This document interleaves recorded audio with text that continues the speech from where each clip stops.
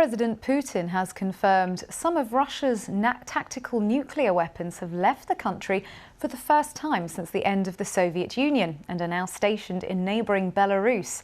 The US says it's watching developments closely, but says there's no indication the Kremlin plans to use them. Here's our North America correspondent David Willis. Vladimir Putin initially announced his intention to transfer tactical nuclear weapons to Belarus back in March, and addressing an economic forum in St. Petersburg, he said the first such transfer had now taken place, and he expected all those tactical nuclear weapons to be in place in Belarus by the end of the summer. Following the collapse of the Soviet Union back in 1991, all such weapons were returned by member countries to Moscow. So this represents the first time they've gone in the opposite direction in almost 30 years.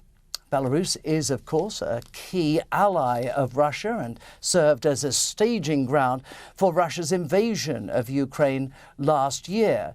But Vladimir Putin has also been at pains to point out that these weapons will be used in self-defense if Russia's territorial integrity or indeed its very existence is put at risk. And here in Washington, D.C., the US Secretary of State Antony Blinken was also at pains to play down any possibility of a nuclear confrontation.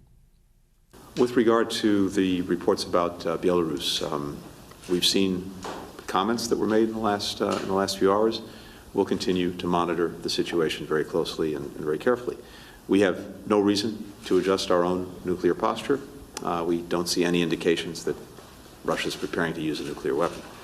The President said again this week that we remain committed to the defense of NATO, every inch of its territory. Such short-range tactical nuclear weapons are generally intended for a limited strike and one that doesn't cause widespread radioactive fallout. But nonetheless, they can also be very powerful.